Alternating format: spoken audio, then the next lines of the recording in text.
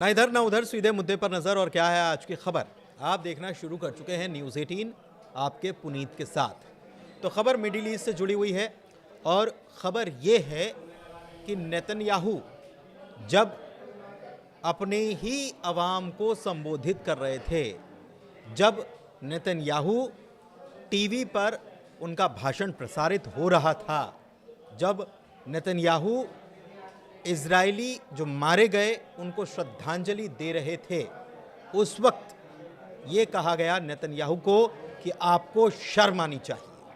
किसके द्वारा कहा गया? शेम ऑन यू के नारे लगे। एक नहीं, कई लोगों के द्वारा ये शेम ऑन यू के नारे लगाए गए। क्यों लगाए गए, इसकी हम बात करेंगे। इसके अलावा गाजा की बात करेंगे, जहां पर एक बार फिर से हमला किया गया और स्कूल को टारगेट कर लिया गया। इसके अलावा बात करेंगे ईरान की भी, और बात होगी अमेरिका की तरफ से ईरान को दी गई समझाइश की भी। मेरे साथ मौजूद हैं मेरे सहयोगी आनंद, उनके पास चलते हैं और सबसे पहले गाजा के अपडेट की बात करते हैं और उसके बाद हम आएंगे शेम ऑन यू के उस बयान पर जो कि नेतन्याहू को कहा गया। लेकिन पहले गाजा की बात। आनंद। बिल्कुल, गाजा में सबसे बड़ा हमला हुआ है आज, और स्कूल पर ही। दरअसल पहले हम लोग को इस बात पे विषय करना नोटिस करना चाहिए कि स्कूल को ही क्यों इजराइल टारगेट कर रहा है, और अस्पतालों को, स्कूलों हाँ, को, मस्जिद को भी। बिल्कुल। तो पहले हम अब आज का अपडेट बता देते हैं कि आज हुआ क्या है गाजा में। गाजा में अल सती एक शरणार्थी है, उस पर गाजा ने हमला किया है। शरणार्थी शिविर है, शरणार्थी सिविल कैंप पर, ठीक है, बिल्कुल, उस पर हमला किया है। और उस हमले में अस्मा स्कूल है, उसमें शरणार्थी लोग रुके हुए थे। उस अस्मा स्कूल पे हमला हुआ है, उसमें करीब 9 लोगों की मौत हुई है, जिसमें कि 3 पत्रकार थे और करीब आपके पत्रकारों की भी मौत हुई है। 3 पत्रकार थे और आपके 6 फिलिस्तीनी थे। तो कुल 9 लोगों की मौत हुई है इसमें। और इसमें सबसे बड़ा अपडेट ये है ना कि ये जो मौत हुई है, ये मौत ये जो हमला हुआ है इजराइल का, ये हमला पहले से चेतावनी दे करके हमला हुआ है। और ये हमला हुआ है 9 पत्रकारों के आतंकियों के साथ देने का। अच्छा, मतलब ये पत्रकारों को टारगेट किया गया? बिल्कुल नहीं, दरअसल खबर यह है कि हमला इजराइल ने ये जो चेतावनी जारी की थी ऐलान के बाद ही जस्ट उसने कतर के 9 पत्रकारों को आतंकियों के साथ देने के इल्जाम में ये हमला हुआ है। अच्छा, ये हमला हुआ है कि आतंकियों का साथ दे रहे हैं। आतंकी मतलब हमास के लोग, बिल्कुल। तो उसमें ये 3 पत्रकार जो थे, इसमें स्थानीय पत्रकार थे, मतलब कि वो गाजा के ही 3 पत्रकार वहीं पर रिपोर्टिंग कर रहे थे, वहीं के बिल्कुल, लोग थे, बिल्कुल, और पत्रकार थे, उनकी मौत इसमें हुई है। एक चीज़ और आपको बता दें कि ये एक तरफ हमले लगातार जारी हैं, लेबनान पर हमला बोल रहा है इजराइल, दूसरी तरफ गाजा में भी हमला बोला गया। दरअसल बार बार ये सवाल उठता है कि इजराइल अस्पतालों को टारगेट क्यों करता है, इजराइल स्कूलों को टारगेट क्यों करता है, इजराइल मस्जिदों को टारगेट क्यों करता है।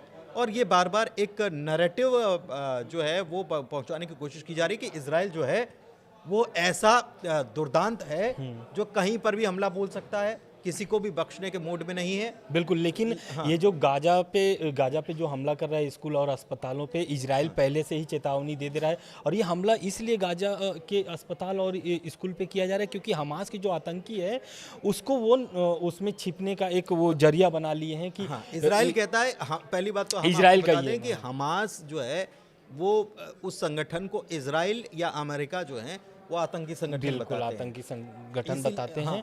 और दरअसल ये जो हमला जैसे भी अस्पताल में हमला करता है या फिर स्कूल पर हमला करता है, वहाँ वो पहले ही चेतावनी जारी कर देता है इजराइल की भाई आप लोग यहाँ से खाली कर दीजिए आम लोगों के लिए, जो आम फिलिस्तीनी है वहाँ पर, और जिसके घर, अच्छा वो जो कैंप पे हमला हो रहा है स्कूल को ही कैंप बना दिया गया है। कुल मिलाकर के इजराइल की तरफ से ये एक तो नैरेटिव ये सेट किया जा रहा है कि आम लोगों को निशाना बनाया जा रहा है इजराइल की तरफ से और आम लोगों को बख्शा नहीं जा रहा है।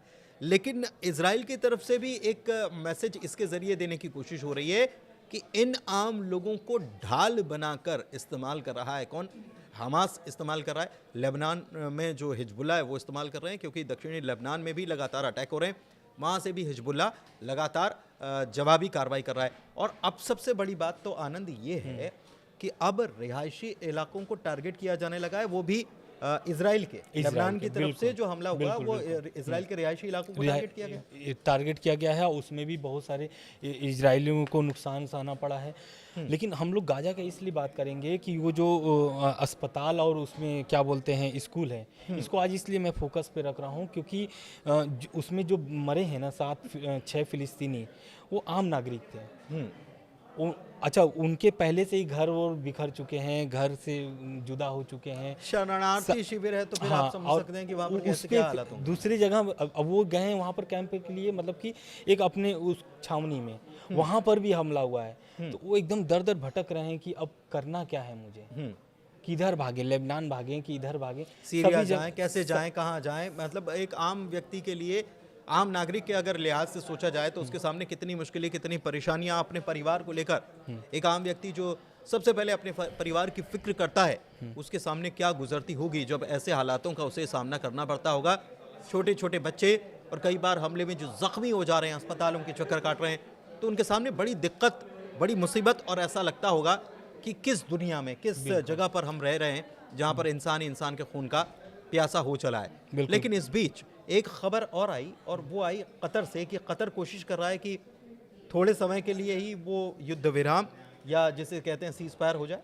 बिल्कुल, वो तो प्रयास कर रहा है कि सीज फायर कुछ समय के लिए हो जाए, कुछ समय के लिए हो जाए। इसलिए हो जाए कि जो ये परिस्थितियां बन रही हैं, अब जैसे ईरान ने देखिए साफ साफ बोल दिया है कि जो इजराइल का जो हमला था उसको बढ़ा चढ़ा करके ना बताया। ये सुप्रीम जो लीडर हैं आयतुल्लाह खमनी, उन्होंने साफ बोल दिया है कि जो इजराइल का हमला था उसको बढ़ा चढ़ा करके नेतन्याहू ना बताएं, क्योंकि ईरान उतना भी कमज़ोर नहीं है। ईरान को समझने के लिए उनको समझना चाहिए कि ईरान कितना अभी ताकतवर बन चुका है, और ईरान समझाएगा कि उसके युवाओं की ताकत क्या है। लेकिन इस बीच आपको एक बात बताएं कि ये बढ़ा चढ़ा कर जो हमला हुआ उसकी बात एक तरफ हो रही है, दूसरी तरफ कच्चे तेल के दाम जो हैं वो गिर गए, और ये बड़ा दिलचस्प। बिल्कुल, अच्छा, कच्चे बढ़ जाने चाहिए थे, बढ़ जाने चाहिए, लेकिन इजराइल के हमले के बाद ये गिर गए। दरअसल में 1 अक्टूबर को जो ईरान ने हमला किया था इजराइल पर, तो उसको देखते हुए इजराइल पलटवार करेगा, उसको देखते हुए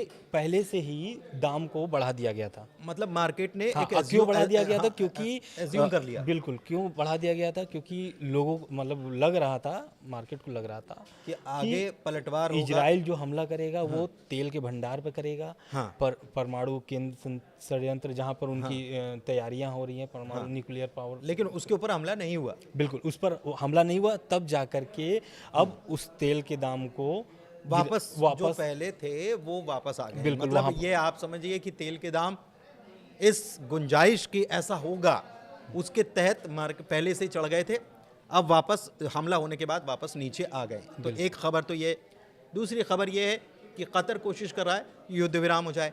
लेकिन तीसरी खबर एक और है, और वो है इजरायली डिफेंस सिस्टम से जुड़ी हुई।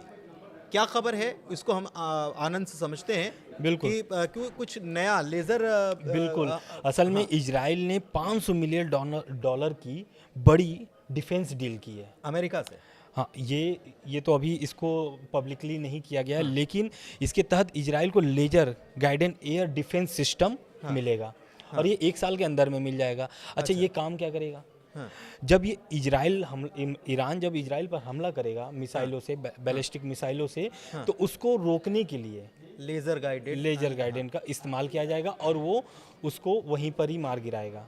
ये देखिए, ये इम्पोर्टेंट इसलिए भी है क्योंकि अभी एक खबर सामने आई थी कि हिजबुल्लाह और ईरान इस बात की कोशिश में हैं और इस बात की तैयारी में लगे हैं कि इजराइल के ऊपर हमला जब किया जाए तो एक साथ हज़ारों मिसाइलों को दाग दिया जाए, ताकि उसका डेविड स्लिंग सिस्टम या फिर आयरन डोम जो है वो उस हमले को रोकने में नाकाम साबित हो। क्योंकि देखिए, सीधा एक हिसाब है कि डेविड स्लिंग या आयरन डोम जो है उसमें मिसाइलें लगती हैं उस सिस्टम के ज़रिए, और वहाँ से अगर कोई मिसाइल छूटी तो उस मिसाइल को मार गिराने के लिए यहाँ से भी एक रॉकेट या मिसाइल छोड़नी पड़ती है और उसको हवा में मार गिराया जाता है। लेकिन ये जो है वो बड़ा खर्चीला है, और आपके पास भी उतनी मिसाइलें होनी ज़रूरी हैं। और अब ये एक नई चीज़ निकल कर जो सामने आई है, ये लेज़र गाइडेड जो आनंद बता रहे हैं, ये इसलिए इस लिहाज से भी ठीक है कि आपको ज़्यादा जो है आपको मिसाइलें हैं इतनी सारी इकट्ठी नहीं करनी होंगी, और सबसे बड़ी बात कि इतना बड़ा भंडार कैसे करेंगे। बिल्कुल। तो दूसरा इसको गाजा से देखते एक और अपडेट आ रहा है, वहाँ पर मौजूदा हेल्थ जो ऑफिसर हैं उनका बयान आया है, मैं उनको कोट करता हूँ। उन्होंने बोला कि पिछले साल अक्टूबर में गाजा पट्टी में जारी इजराइल हमलों में मरने वालों की फिलिस्तीनियों की संख्या उन्होंने बताया है कि टोटल 42,924 फिलिस्तीनियों की मौत हुई है। ठीक है, ये जो आंकड़ा है बहुत बड़ा आंकड़ा है। करीब एक साल के अंदर में इतनी लोगों की मौत हुई है। तो एक तो ये हो गया। अब हम लोग चलते हैं दूसरे मुद्दे पर, जो दूसरा पॉइंट है हम लोगों का। दूसरा पॉइंट ये है कि इजराइल जो है साउथ लेबनान में बहुत बड़ा हमला किया है, जिसमें कई घरों को उड़ा दिया है। और इलाके की बात है। बिल्कुल, करीब 1000 से लाखों लोग बेघर हो गए हैं और विस्थापित हो गए हैं। विस्थापित मतलब जिनके घर सब कुछ तबाह हो गया। बिल्कुल, सब कुछ तबाह हो गया, बेघर हो गए हैं, न खाने के लिए है न रहने के लिए जगह बचे, उसको हम लोग विस्थापित शब्द दिया गया है। तो वो लोग विस्थापित हो गए हैं। तो इस विस्थापित होने के बाद से अब लेबनान में तो इधर हमला हो रहा है, उधर गाजा में हमला हो रहा है, लेकिन हिजबुल्लाह भी लेबनान से इजराइल पर हमला कर रहा है। इजराइल पर हमले कर रहा है। आज भी इजराइल पर हमला किया है। और वो रिहायशी इलाकों को टारगेट किया गया। एक देखिए, एक बड़ी बात यह है, और इसके अलावा जब 42,000 फिलिस्तीनियों के मारे जाने की बात होती है, जिसमें जाहिर सी बात है कि हमास के कमांडर्स भी हैं और हमास के लोग भी हैं, हमास के लड़ाके भी हैं, लेकिन एक चीज़ आपको और बताते हैं। आज जब रविवार के दिन जब बेंजामिन नेतन्याहू जो हैं वो टीवी पर और सार्वजनिक रूप से संबोधित कर रहे थे, और श्रद्धांजलि देने के लिए दरअसल ये कार्यक्रम रखा गया था, क्योंकि 1 साल हो गया और इसमें कई इजरायलियों की भी मौत हुई है, और उन इजरायलियों को श्रद्धांजलि देने के लिए कार्यक्रम रखा गया था। लेकिन इसमें बेंजामिन नेतन्याहू के खिलाफ लगे हैं नारे, और नारे लगाए गए शेम ऑन यू के। किसके द्वारा लगाए गए, ये आनंद से समझते हैं। बिल्कुल, किसके द्वारा और क्यों लगाए गए। बिल्कुल, देखिए, ये जो बेंजामिन नेतन्याहू संबोधित कर रहे थे, इस दौरान मतलब लाइव प्रसारण चल रहा था, इसी दौरान कुछ लोग, और ये कुछ लोग उन्हीं के लोग हैं, मतलब इजरायली है, मतलब और नेतन्याहू, हाँ बिल्कुल, उनके खिलाफ काफ़ी दिनों से ही विरोध प्रदर्शन चल रहा है, क्योंकि जंग 1 साल से चल रहे हैं और लगातार लोग मर रहे हैं। इजराइल में भी लगातार लोग मर रहे हैं। तो ये जो लोग प्रताड़ित लोग हैं, मतलब कि जो जिनके लोग मर चुके हैं, जिनके अपने मारे गए हैं, जिनके अपने बंधक हैं, जिनके अपने बंधक कौन है, जो हमास के कब्जे में है। तो वो लोग लाइव प्रसारण के दौरान बेंजामिन नेतन्याहू का विरोध किया है, और उन्होंने बोला है कि शेम ऑन यू। और शेम ऑन यू का मतलब क्या है, प्लीज आप बताइए। शेम ऑन यू का मतलब आपको शर्म आनी चाहिए। अब शर्म आनी चाहिए, तो शर्म क्यों आनी चाहिए ये भी आप समझ लीजिए। ये वॉर चल रहा है और वॉर में कहीं कमजोरी है, बात ये नहीं है। बात ये है कि जब हमास के लड़ाके दाखिल हुए थे, गाजा से इजराइल में दाखिल हुए थे, तो ये लूप होल किसका, ये गलती किसकी, ये बेंजामिन नेतन्याहू की गलती बताई जा रही है वहाँ के लोगों के द्वारा कि ये सारी गलती आपकी है, और इसकी वजह से ये नौबत आई कि हमारे लोग मारे जा रहे हैं। तो वॉर में जो सिचुएशन बन रही है उसके लिए बेंजामिन नेतन्याहू का विरोध नहीं किया जा रहा है, लेकिन उनको ये बताया जा रहा है कि जो हालात बने ये आपकी लापरवाही की वजह से बने, आपकी वजह से लोगों की जान गई, और इसलिए इजराइल के लोग ही अपने ही प्रधानमंत्री के खिलाफ शेम ऑन यू, यानी कि आपको शर्म आनी चाहिए। और इसके पहले भी लाखों लोग सड़कों पे उतर गए थे, बीते कुछ दिन पहले। लेकिन ये बात वही है कि आपकी वजह से ऐसा आपके हुआ, वजह से, और उसमें जो बंधक मारे गए थे, उसमें बंधक मार दिए गए थे, बिल्कुल सही बात। उस सुरंग का भी वीडियो वायरल हुआ था, उस सुरंग में उसके बाद आईडीएफ ने उस पर क्या बोलते हैं कि पलटवार भी किया था, जिसमें आईडीएफ ने पूरा वीडियो वायरल भी किया कि यहाँ पर लोगों को ये जानकारी भी आई थी कि आईडीएफ ने वहीं से पता लगाया था कि याह्या सिनवार जब वो इजरायली बंधकों के करीब पहुंचने वाले थे उनको छुड़ाने के लिए, तो याह्या सिनवार वहीं पर मौजूद था, और उसी ने वहीं से कुछ चीज़ें पता चली थी, क्लू वहीं से मिले थे, और इसलिए याह्या सिनवार को फिर बाद में पकड़कर हमास के चीफ को ढेर कर दिया गया। इजराइल की तरफ से ये दावा किया गया। बिल्कुल, लेकिन बेंजामिन नेतन्याहू जो हैं वो अपने लोगों के लिए लड़ रहे हैं, पलटवार भी कर रहे हैं, इसके बावजूद उनको अपने लोगों का ही सामना करना पड़ा है, अपने लोगों के प्रदर्शन का, अपने लोगों का विरोध का, अपने लोगों के विरोध को भी झेलना पड़ा। बिल्कुल। और ये जो लाखों लोगों की जो प्रोटेस्ट थी बीते कुछ दिन पहले, जो वायरल भी हुआ था, वो एक ब्रिज पर लोग हाँ बिल्कुल, वो तस्वीरें भी वो सामने आई। तस्वीर भी सामने आई थी। एक चीज़ इसमें और क्योंकि वीडियो बहुत ज़्यादा लंबा ना हो जाए, एक चीज़ और आपको बता दें कि ईरान के सुप्रीम लीडर जो हैं आयतुल्लाह अली ख़ामनेई, उनसे जुड़ी हुई दो खबरें आ रही हैं। एक तो ये कि उनकी तबीयत नासाज है और माना ये जा रहा है कि उनके बेटे को उत्तराधिकारी बनाया जा सकता है, और दूसरी तरफ उनके एक्स पर बनाए हुए अकाउंट के बारे में खबर है। क्या खबर है? असल में 2 दिन पहले हाँ जो ईरान के सुप्रीम लीडर हैं उन्होंने एक एक्स पर अपना प्रोफाइल बनाया था, जिसको जो एक्स के मालिक हैं एलन मस्क, हाँ। उन्हें ये चीज़ मतलब बहुत ही मतलब क्या ख़राब लगा कि क्या लगा उन्हें उस अकाउंट पर उनके मैंने सुना कि केवल 2 ही पोस्ट किए थे उन्होंने। 2 ही पोस्ट किए थे, और दोनों पोस्ट किसके, युद्ध के संबंधित थे। युद्ध के संबंधित में ही दोनों पोस्ट थे, और उनके अकाउंट को अब बंद कर दिया गया है। किसकी तरफ से? एलन मस्क की तरफ से, मतलब कि एक्स की तरफ से खुद ही बंद कर दिया गया है। ठीक है। ये बहुत मतलब कि एक तरीके से पूरे ईरान की जो है कि लेकिन वो एक पॉलिसी के तहत होता भी है। दरअसल सोशल मीडिया पर अगर आप ऐसा कुछ लिखते हैं तो इस प्रकार का ऐसी खबरें भी आती हैं कि अगर किसी ने कुछ लिखा तो या तो उस अकाउंट को सस्पेंड कर दिया जाता है या उसे टर्मिनेट उस अकाउंट को कर दिया जाता है। इसके बारे में और चीज़ें निकल कर सामने आएंगी। बहरहाल अगर और कुछ पॉइंट्स हैं तो हम बिल्कुल ये जो जितने भी हम लोग मुद्दों पर फोकस किए हैं, बिंदु किए हैं, ये अभी तक के अपडेट हैं। और मैं आज बता देता हूं अभी कि आज कितने दिन हुए हैं इजराइल और हमास युद्ध जो चल रहे हैं। टोटल आज 387 दिन हो चुके हैं। ये लड़ाई शुरू हुई थी 7 अक्टूबर 2023 को। तो ये जो 387 दिन है, ये इजराइल, हमास, लेबनान सब के लिए भारी रहा। देखिए आने वाले दिन हाँ क्या अब सीज फायर होता है, कतर का है, बहुत सारे देश चाह रहे हैं कि सीज फायर हो जाए और ये जो युद्ध है समाप्त हो जाए। सबसे बड़ी बात कि ईरान की तरफ से भी ये कहा गया कि हमारे पास ताकत तो है पलटवार करने की। अमेरिका की तरफ से भी कहा गया, लेकिन ईरान की तरफ से ये कहा गया कि गाज़ा और लेबनान में शांति होनी चाहिए, ये पलटवार करने से ज़्यादा ज़रूरी है। ये ईरान कहता है, अमेरिका भी कहता है कि हम शांति के लिए बातचीत कर रहे हैं, तो ये होना चाहिए। कतर भी कोशिश कर रहा है, और ख़बर तो ये भी है कि वहाँ पर कतर में ही जो इज़राइल की जो खुफिया एजेंसी है मोसाद, उसके लोग भी मौजूद हैं और भी लोग मौजूद हैं वहाँ पर।